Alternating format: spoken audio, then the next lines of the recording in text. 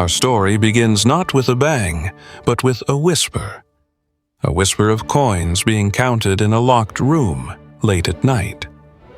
The story of the Tudor dynasty begins with a man who won a kingdom on the battlefield, and then spent the rest of his life terrified it would be snatched away. Henry Tudor, the first of his name, was a king forged in exile. He was a Welshman with a thin, questionable claim to the throne, a battlefield victor who knew, better than anyone, that what is won by the sword can be lost by the sword. You see, he never forgot the blood-soaked grass of Bosworth Field. He never forgot that he had usurped a king, Richard III, and he lived in mortal fear that another ambitious nobleman would do the same to him. And this fear, this deep, gnawing insecurity, metastasized. It became a peculiar form of madness, a madness for control. And Henry's chosen method of control was money. He wasn't a tyrant in the way his son would become. He didn't execute his enemies with gleeful abandon. He did something far more insidious. He bankrupted them. He used a labyrinth of bonds, recognizances, and fines to bleed the nobility dry. An errant word, a perceived slight, a forgotten feudal duty.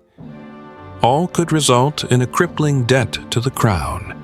It was a web of financial terror, and Henry sat at its center, a patient spider. I often picture him in his private chambers, late at night, not on the throne, but hunched over his ledgers, his long, pale fingers tracing the columns of figures. The flicker of candlelight catching the glint in his eye. This wasn't just accounting. This was his shield. Every pound, every shilling, every penny was another stone in the wall he was building around his crown. His paranoia manifested as an obsessive, all-consuming avarice. He trusted no one, not his nobles, not his advisors. He trusted only the cold, hard certainty of gold in his vaults. He died one of the richest kings in English history, leaving a fortune that would fuel his son's extravagances for years. But he also died a lonely, anxious man.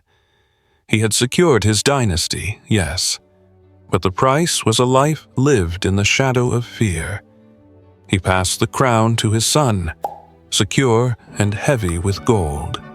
But he also passed down the poison of paranoia, the quiet, creeping whisper that a king can never, ever be safe. A lesson his son would take to a terrifying new extreme. Henry VIII. When you hear the name, you see the portrait, don't you? The great hulking figure, legs planted wide, eyes small and suspicious in a fleshy face. A monster, a wife killer, a tyrant. But what if I told you he didn't start that way? The young Henry was a golden prince, a true Renaissance man. He was handsome, athletic, a gifted musician, a brilliant scholar. He was the very picture of chivalry and charm. The kingdom rejoiced when he took the throne. Here, they thought, was a true Arthurian hero reborn. So what happened? What transformed the golden prince into the bloated, paranoid butcher of his own court? I believe the answer lies in two catastrophic events. The first, of course, was his desperate, obsessive need for a male heir. His first wife, Catherine of Aragon, gave him only a daughter, Mary. And in the mind of a king, a daughter was as good as a barren womb.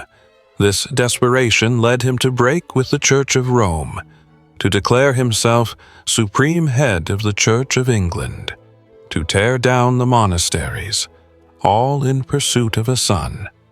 It was an obsession that warped his sense of right and wrong, convincing him that his will was God's will. But the true breaking point, I believe, came in 1536. During a jousting tournament, the king, encased in heavy armor, took a catastrophic fall.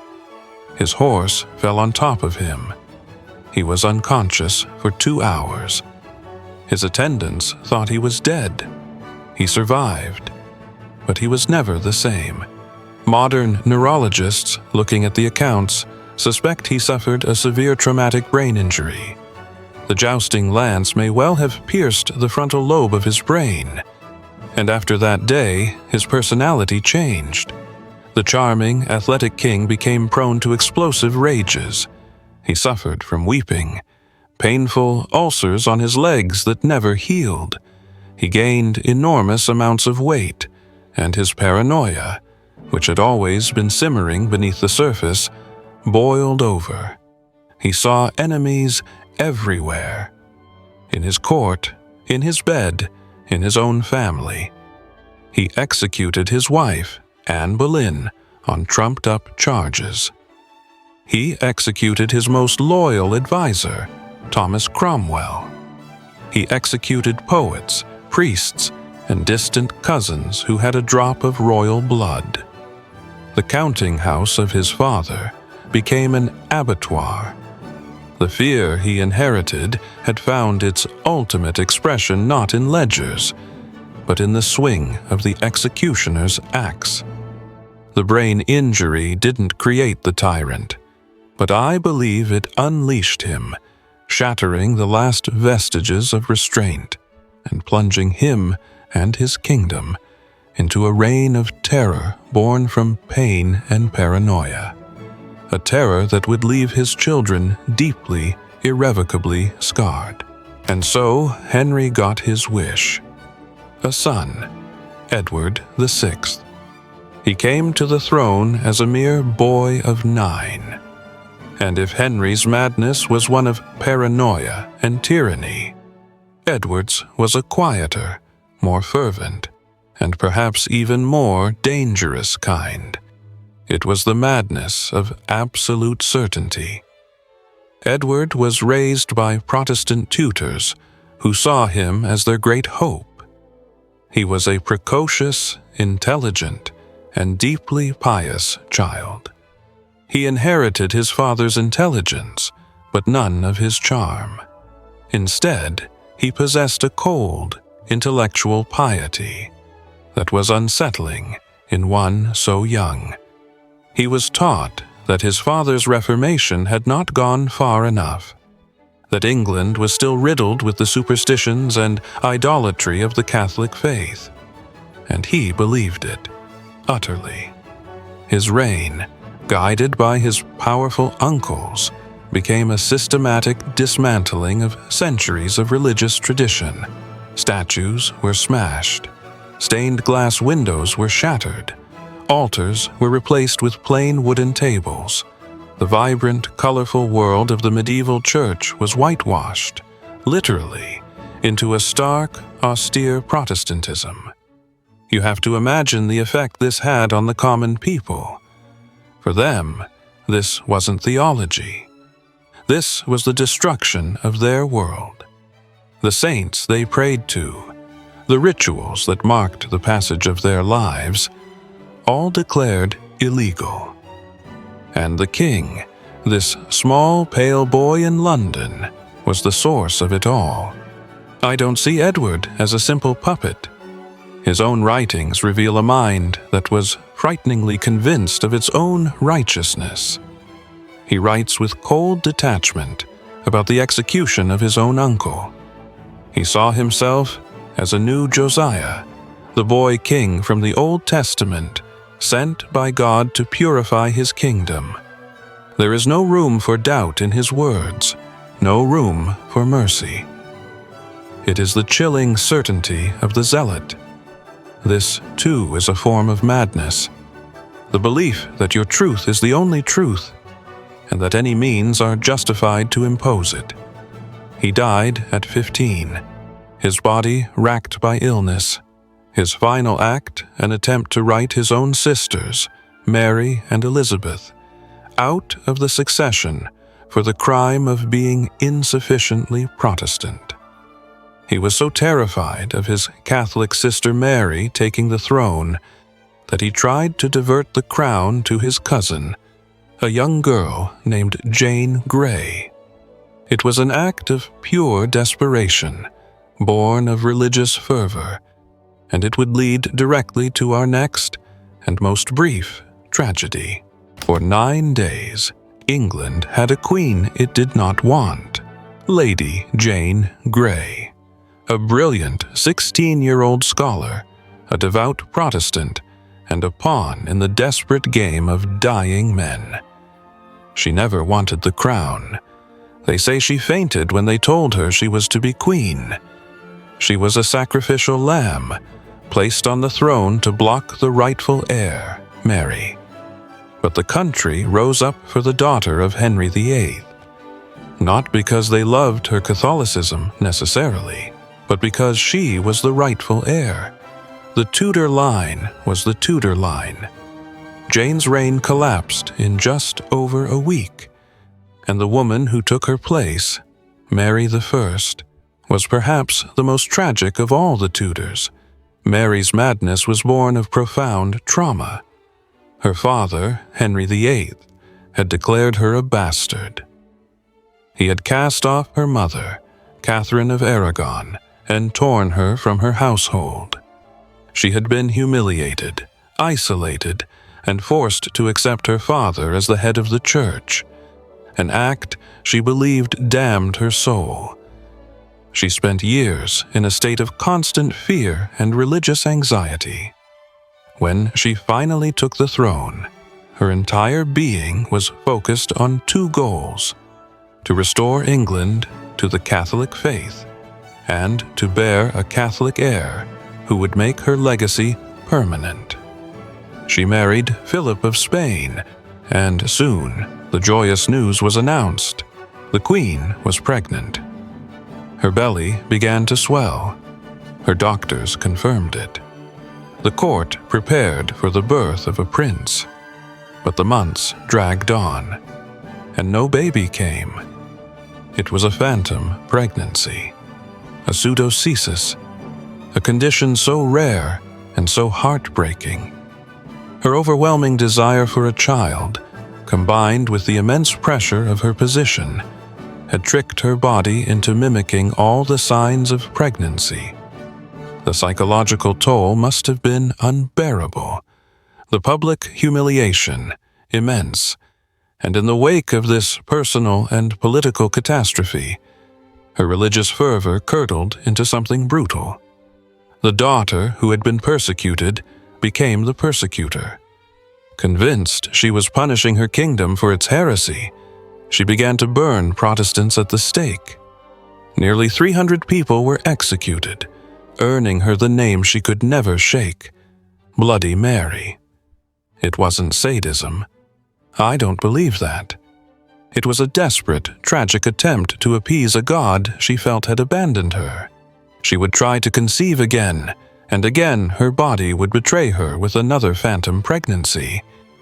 She died, childless and consumed by what she saw as her failure, leaving the throne to the very sister she had tried so hard to supplant.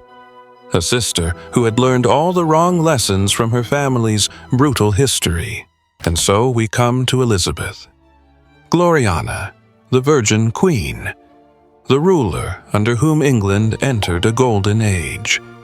She was brilliant, charismatic, cunning, and a survivor. She had navigated the treacherous courts of her brother and sister, had even been imprisoned in the Tower of London, and had emerged with an iron will. But she was also her father's daughter, and her mother was Anne Boleyn, the wife Henry VIII executed on false charges of adultery and treason. Elizabeth lived her entire life with that knowledge, the knowledge that her father had killed her mother to clear the way for another wife. This, I believe, is the key to her mind. Her madness was not one of rage or delusion. It was a cold, calculated, and all-consuming paranoia that she masked with a dazzling public performance. Her entire reign was a masterclass in control. Control of her image, control of her court, and most importantly, control of her own body. She refused to marry. Suitors came from all over Europe, but she played them against each other, using the promise of her hand as a diplomatic weapon, but never committing. Why? I believe she was terrified. She had seen what marriage had done to the women in her family, to her mother, to her sister Mary, whose marriage to a foreign king was a disaster. To marry was to surrender power, to submit to a man, and Elizabeth would submit to no one. Her virginity became her shield, her cult. She was married only to England, but the paranoia ran deeper. Her spy master, Francis Walsingham, created the most sophisticated intelligence network in Europe. He had spies everywhere, listening for whispers of Catholic plots, and the plots were real. But Elizabeth's reaction to them was telling. She was obsessed with the safety of her person. She pre-signed death warrants for her cousin Mary, Queen of Scots, a Catholic claimant to her throne, yet agonized for years before finally allowing the execution to proceed. She created a prison of perfection for herself.